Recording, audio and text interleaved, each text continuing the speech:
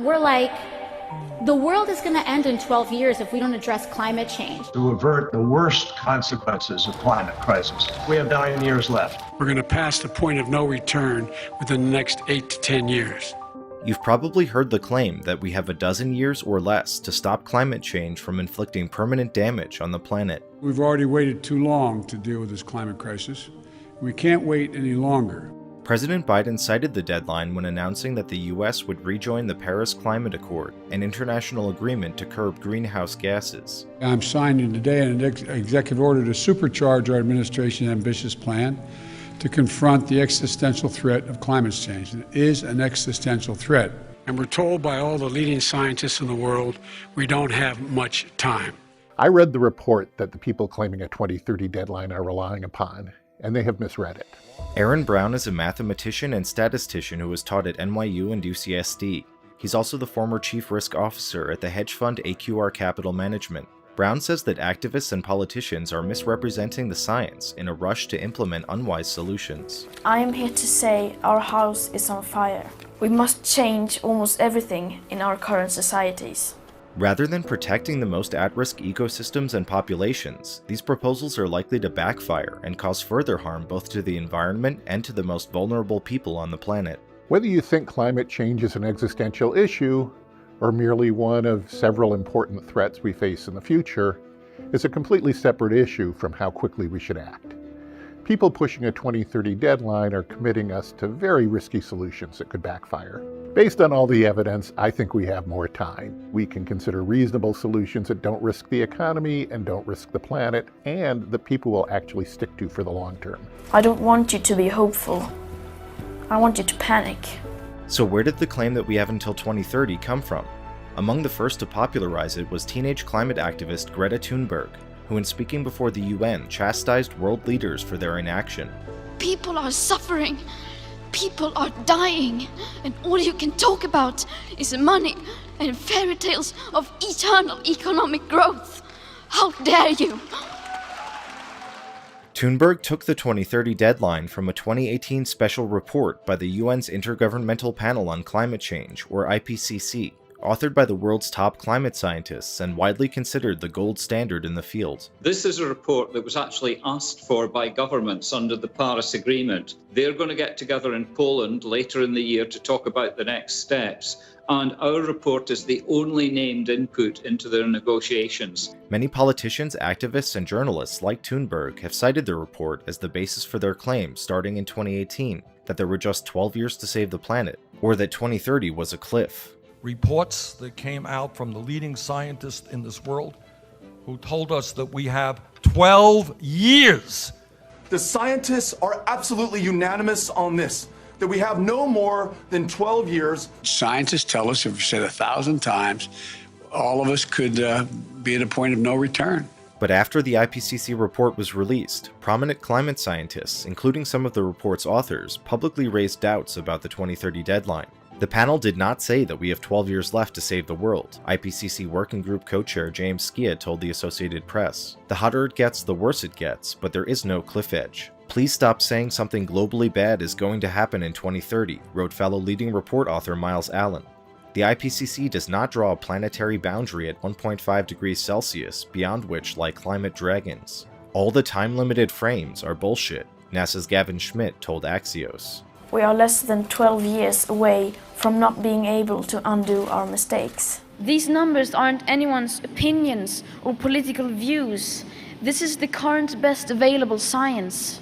Did climate activists misread the report, or was it a purposeful attempt to mislead the public? That's not clear, but the IPCC report does use vague language that made it susceptible to misinterpretation. The foreword, for example, states that without a, quote, sharp decline in greenhouse gas emissions by 2030, there will be irreversible loss of the most fragile ecosystems, and crisis after crisis for the most vulnerable people and societies. The fall off a cliff idea is not supported by the IPCC report.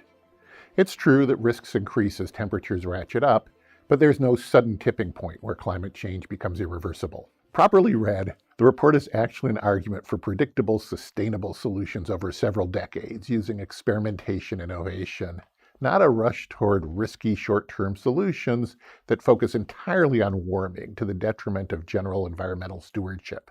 So what does the IPCC report say about the year 2030? The most specific claim it makes is that, quote, global warming is likely to reach 1.5 degrees Celsius between 2030 and 2052 if it continues to increase at the current rate. There isn't a scientific consensus that reaching 1.5 degrees above pre-industrial levels will mean global catastrophe, but let's assume that the activists are correct that staying under that level should be the goal of public policy. When will we hit 1.5 degrees of warming under the author's assumptions? By calculating the current rate of global warming and plotting it out along a graph, we see that the answer to the question they pose is the year 2052. But remember that they gave a 22-year range starting in 2030 and ending in 2052. How did they get there? The 2030 date that activists have trumpeted appears in this chart in the report. In the worst-case scenario, or the top of the shaded area, we see that warming hits 1.5 degrees by the year 2030. In the best-case scenario, or the bottom of the shaded area, we see that warming actually never hits 1.5 degrees. But what most commentators haven't paid attention to is that this is not a measure of actual warming. This chart is actually showing estimates of anthropogenic warming, or warming that the authors hypothesize is caused by humans. The gray line shows the actual changes in the planet's surface temperatures, and the orange shaded area represents the author's estimates of what humans are contributing to the overall warming trend. So the worst case scenario that gets us to 1.5 degrees by 2030 does not represent actual temperature increases, but the upper limit of how much the authors think humans could possibly be contributing if our activities were happening in isolation. So what explains the difference between actual global warming and the global warming caused by humans? The authors believe that if anthropogenic warming is up here, there must be a naturally occurring cooling force that has brought temperatures down. If human-caused warming is down here, that means there's been a naturally occurring warming effect that has brought temperatures up. They aren't sure which is happening, which is why they're not sure whether global warming caused by humans is up here or down there.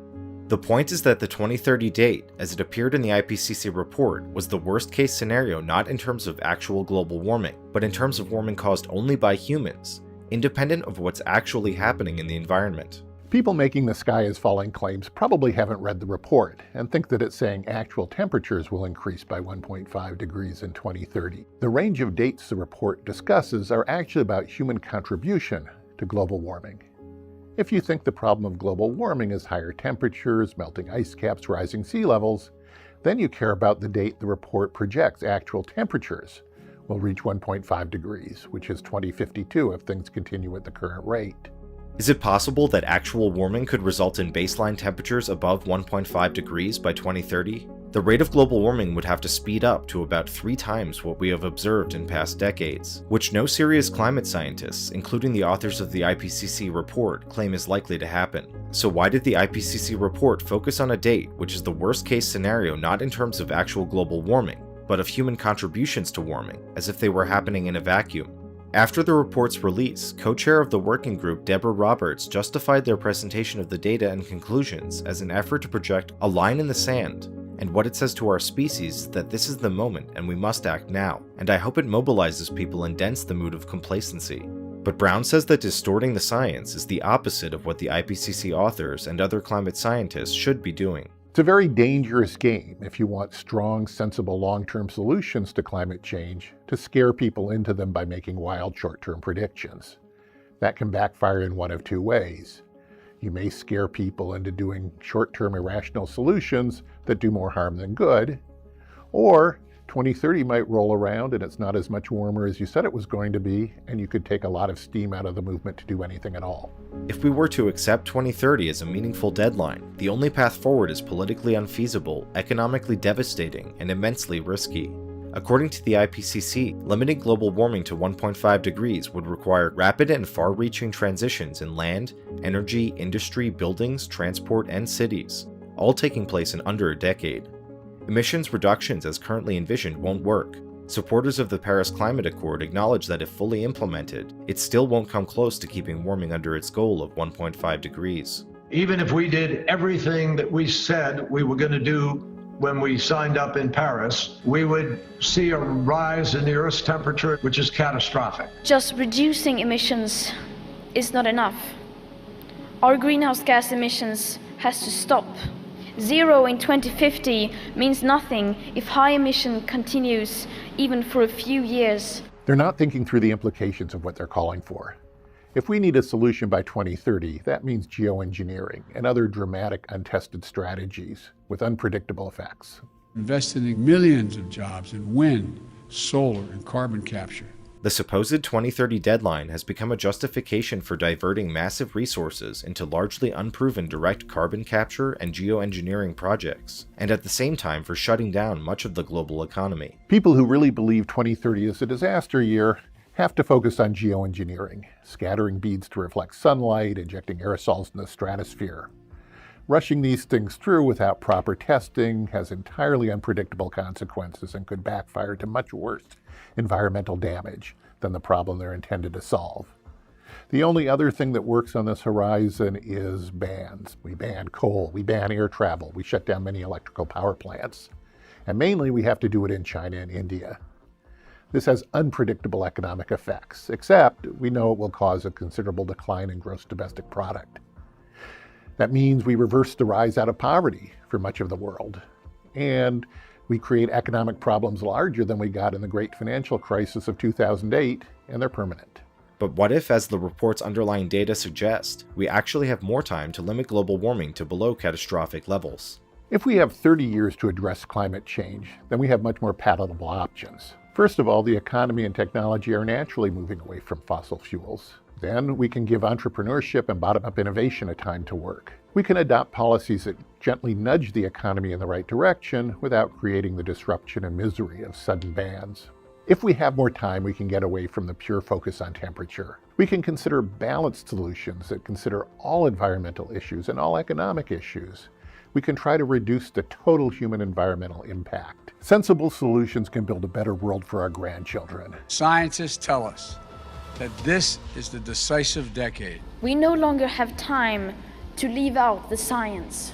Activists, politicians, and journalists who trumpet 2030 as a meaningful deadline may be doing so in a desperate attempt to get the public to take the threat of global warming seriously. This is our World War II. I feel a need for all of us to breathe fire. After New York Congresswoman Alexandria Ocasio-Cortez invoked the 12-year deadline, she responded to critics by tweeting, "You'd have to have the social intelligence of a sea sponge to think it's literal." But the best way to address climate change is not to mislead people and stoke panic, but to rationally assess the science and chart the best course for both the planet and the people living on it. There's a partisan divide on this issue between people who think it's a very serious problem with a short fuse and people who think it's not much of a problem with a long fuse. I think most sensible people should regard it as a serious problem with a long fuse. There isn't much place for this in the media and on campaign trails. The key factor is for the last 50 years, we have been reducing the amount of energy it takes to create a dollar of wealth. If that trend continues and can be accelerated, it means we can have a booming economy, we can have prosperity for all, we can bring people out of poverty all over the world without using a lot of energy and therefore without a big environmental footprint. We don't have to choose between prosperity and a good environment. We can have both.